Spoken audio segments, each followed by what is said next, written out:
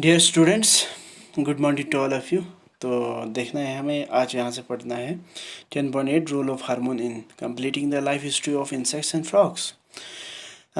हमने बहुत देखे हैं कि ह्यूमंस में हार्मोन्स का क्या रोल है ग्रोथ में। एड्रिनल ग्लैंड्स क्या करते हैं, पिट्यूटरी ग्लैंड क्या करते हैं, थायराइड ग्लैंड क्या करते हैं, कौन सा हार्मोन रिलीज़ करते हैं, अगर नहीं हुआ तो क्या होती है, क्या प्रॉब्लम्स होता है, डायबिटीज़ कैसे आते हैं, ग्वाइटर कैसे आता है, ये सारा हमने देखे हैं।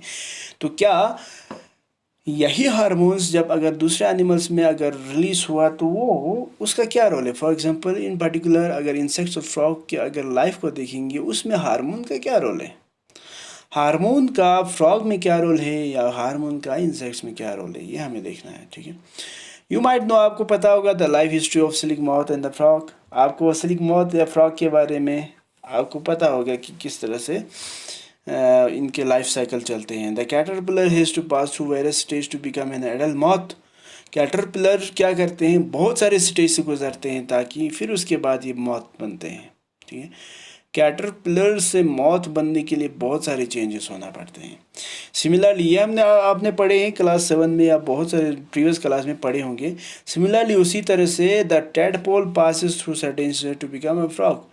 उसी तरह से टैडपोल से फ्रॉग बनते हैं तो बहुत सारे बदलाव आ जाते हैं।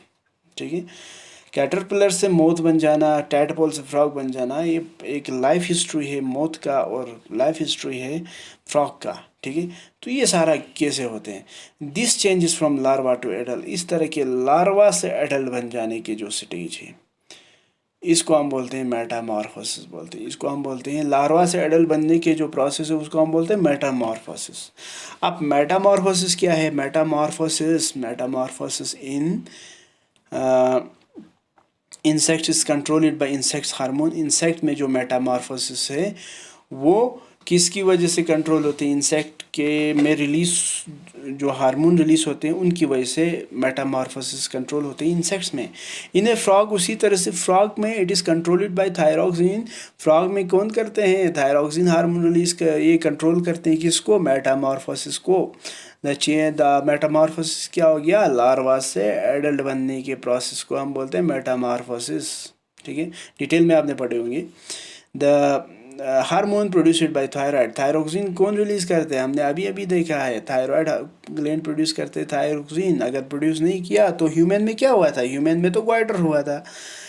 लेकिन यही थायरोक्सिन हार्मोन जो थायराइड ग्लैंड ऑफ फ्रॉग को रिलीज करते हैं तो फ्रॉग में क्या करते हैं, ये हार्मोन जो है कंट्रोल करते हैं किसको, मेटामॉर्फोसिस को।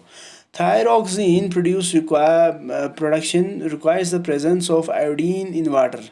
थायरोक्सिन निकलने के लिए क्या चाहिए, बॉडी में जो वाटर है उसमें क्या होना चाहिए, आयोडीन होना चाहिए, आयोडीन होना चाहिए। आयोडीन और वाटर होगा तब जाके थायरोक्सिन निकलेगा। ठीक है, if the water in which the tadpoles are growing does not contain sufficient iodine.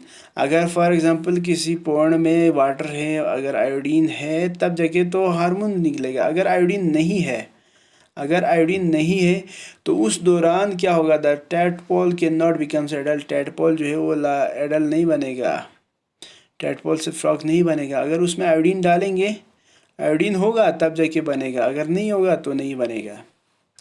यानी जिस पानी में टैडपोल रहते हैं उसमें आयोडीन का होना इम्पॉर्टेंट है मेटामॉर्फोसिस के लिए। अगर उस वाटर में आयोडीन अगर नहीं होगा फिर नहीं बनेगा फॉर फ्रॉग। क्यों, क्योंकि वाटर में जब आयोडीन होगा तब जाके थायरोक्सिन निकलेगा, अगर थायरोक्सिन निकलेगा तब जाके क्या होगा, मेटामॉर्फोसिस हो जाएगा। ठीक है, वाटर में अगर आयोडीन नहीं है तो थायरोक्सिन नहीं निकलेगा, अगर आयोडीन नहीं है तो थायरोक्सिन नहीं निकलेगा, अगर थायरोक्सिन नहीं निकला तो मेटामॉर्फोसिस भी नहीं होगा। तो ये ध्यान में रखना है। तो moving on, if peoples do not have enough iodine in their diet, अगर उसी तरह से इंसान में, ह्यूमन में, अगर ह्यूमन के खाने में अगर आयोडीन नहीं होगा, will they get goitre caused by lack of thyroxine. क्या इंसानों को ग्वाइटर होगा या नहीं होगा, थायरोक्सिन कमी होने की वजह से इंसानों को ग्वाइटर होगा या नहीं होगा, बिल्कुल ज़रूर होगा।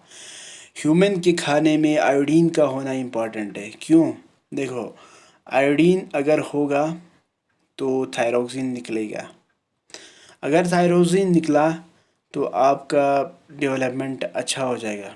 ठीक है, ठीक। अगर आयोडीन नहीं होगा तो थायरोक्सिन नहीं निकलेगा, अगर थायरोक्सिन नहीं निकला तो ग्वाटर भी हो जाएगा, बीमारी आ जाएगी यहाँ पर इस तरह से बल्ज पोर्शन जिस तरह से काका को हुआ था। ठीक है, तो इसलिए क्या है, हमारे खाने में, हमारे डाइट में आयोडीन का होना इम्पॉर्टेंट है। आयोडाइज्ड साल्ट जो हम इस्तेमाल करते हैं हर घर में, तो वो इसलिए करते हैं क्योंकि आयोडीन अगर प्रेजेंट होगा तो थायरोक्सिन निकलेगा, थायरोक्सिन निकला तो ग्वाइटर से बच जाएगा, वरना आपको ग्वाइटर आ सकते हैं। ठीक है, तो ये थोड़ा इम्पोर्टेंट है, ध्यान रखने वाली बात है। Activity 10.3 collect information from magazines. आपको क्या करना है, मैगजीन से बहुत सारी इंफॉर्मेशन हासिल करना है, और फ्रॉम डॉक्टर के पास जाओ, उनसे सवाल करो, बहुत सारी इंफॉर्मेशन हासिल करो। And prepare note on the importance of consuming iodised salt, और उनसे पूछो कि आयोडीन का जो नमक जो हम इस्तेमाल करते हैं उसका क्या फ़ायदा है, क्या वजह है कि हम आयोडाइज्ड साइल इस्तेमाल करते हैं, क्यों करते हैं। ठीक है, you can also look for this information on the internet. अगर उसके अलावा जब आप मैगजीन से लाएंगे, आप डॉक्टर से पूछेंगे, साथ साथ में आप कुछ चीज़ें जो आप इंटरनेट से भी हासिल कर सकते हैं। ये सारा हासिल करने के बाद आप अपना एक कंपाइल्ड फाइल बनाएंगे जिसमें हमें पता चल जाएगा कि आयोडाइज्ड साल्ट का इस्तेमाल करना कितना इम्पोर्टेंट है हमारे लिए। ठीक है, तो इससे ये आयोडाइज्ड साल्ट इस्तेमाल करना बहुत इम्पॉर्टेंट है। क्यों? क्योंकि आयोडाइज्ड साल्ट का होना इम्पॉर्टेंट है थायरोक्सिन हार्मोन रिलीज़ होने के लिए। थायरोक्सिन हार्मोन रिलीज़ होने से क्या होते हैं, आपका थायराइड ग्लैंड जो है ग्रोथ अच्छे से करते हैं। ठीक है, ओके, चलो मूविंग ऑन। रिप्रोडक्टिव हेल्थ क्या होते हैं, देखो। The reproductive health, the physical and mental, एक इंसान का फिजिकल ठीक हो जाना, ठीक होना, या मेंटली वो वेलबींग होना, बिल्कुल सही होना, वेलबींग। ठीक है, गुडनेस ऑफ एन इंडिविजुअल, किसी भी इंडिविजुअल का फिजिकली मेंटली फिट हो जाना, is regarded as an individual's health, उसको हम क्या बोलते हैं, हेल्थ बोलते हैं। ठीक है, अगर एक शख्स फिजिकली मेंटली बिल्कुल सही होगा तो तब जाके हम बोलेंगे कि person is healthy. To keep the body healthy, एक इंसान को एक सेहत, अपनी सेहत को बिल्कुल अगर हेल्दी बनाना है, उसको हेल्दी रखने के लिए एवरी ह्यूमन बींग, हर इंसान को क्या, एट एनी एज, किसी भी एज पर, needs to have a balanced diet. उनको क्या चाहिए, बैलेंस्ड डाइट चाहिए, यानी एक बैलेंस खाना चाहिए। The person must also observe hygiene, personal hygiene, उन शख्स को क्या होना चाहिए, पर्सनल हाइजीन पर भी ध्यान लगाना है, सफाई पर ध्यान रखना है। जब खाना खाते हैं तो साफ़ खाना खाना चाहिए, न कि गंदा और contaminated. And undertake educate physical exercise, और साथ ही साथ में क्या करना चाहिए, मतलब बराबर एक प्रॉपरली एक एक्सरसाइज करना चाहिए।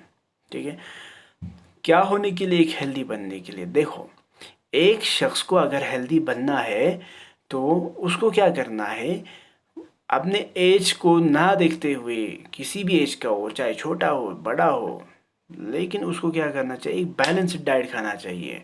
साथ साथ में उसको खाने के साथ साथ खाने को साफ़ तरीके से खाना चाहिए, ख़ुद को भी हेल्दी रखना है, खुद को भी सफाई से रखना है। और साथ ही साथ में क्या होना चाहिए, एक अच्छा फिजिकल एक्सरसाइज भी कंटिन्यूसली करना चाहिए, जिससे क्या होगा, वो पर्सन जो बिल्कुल फिजिकली हेल्दी होगा और मेंटली बिल्कुल हेल्दी हो जाएगा। ठीक है, और ये इंपॉर्टेंट है किसी भी इंसान के लिए। ठीक है, ज्यूरिंग एडोलिसेंस के दौरान, यानी वो पीरियड जो 13 एज से और 19 एज के बीच में होते हैं, और ये ग्रोइंग स्टेज है, इस दौरान however these become even more essential as the body is growing। ये बहुत इंपॉर्टेंट हो जाता है। क्यों? क्योंकि एडोलिसेंस पीरियड वो पीरियड है जिसमें एक इंडिविजुअल जो है ग्रोथ करते हैं, फिजिकली भी ग्रोथ हो जाते हैं, वो मेंटली, इमोशनली, बिहेवियरली, हर चीज़ में वो ग्रोथ हो जाते हैं, इंटेलेक्चुअली भी ग्रो हो जाते हैं। जब वो हर आस्पेक्ट्स में ग्रो हो रहे हैं तो जाहिर सी बात है उसको हेल्दी रहना कितना इम्पोर्टेंट है, बहुत ज़्यादा इम्पोर्टेंट है। ठीक है, तो एक एडोलिसेंस को बहुत इम्पोर्टेंट है कि वो अपने हेल्थ को सही रखने के लिए बैलेंस्ड डाइट खाए, सफाई का ख्याल रखे, और रोज़ वो कुछ ना कुछ एक्सरसाइज करे, जिससे उसका हेल्थ जो है बिल्कुल सही रहे। ठीक है, अगर ऐसा किया तो पर्सन जो है क्या हो जाएगा, एक हेल्दी पर्सन बनेगा, और एक हेल्दी पर्सन बनेगा तो एक हेल्दी सोसाइटी बन सकते हैं, एक हेल्दी सोसाइटी बनेगा तो एक हेल्दी कंट्री बन सकते हैं। अगर एक हेल्दी कंट्री बना तो एक कंट्री जो है बहुत अच्छे से डेवलप कर सकते हैं, ठीक है। इसलिए हर एक इंडिविजुअल का हेल्दी होना बहुत इम्पोर्टेंट है हमारे लिए और हमारे कंट्री के लिए भी, ठीक है, ताकि हम डेवलप कर सकें। अगर अनहेल्दी होगा तो अनहेल्दी को बार बार खिदमत करना, उनको दवाई खिलाना, हर चीज़ में बहुत इन्वेस्टमेंट है। तो अनहेल्दी से क्या होगा, डेवलपमेंट पर बैरियर आ जाते हैं, कमियां आ जाते हैं, ठीक है। तो हर किसी शख्स का हेल्दी होना, सफाई होना और एक एक्सरसाइज बार बार करना, ये इम्पोर्टेंट है हम सब के लिए, ठीक है। हाँ, नेक्स्ट यहाँ से हम कल नेक्स्ट लेक्चर में पढ़ेंगे। Thank you so much for listening and watching me. Thank you so much.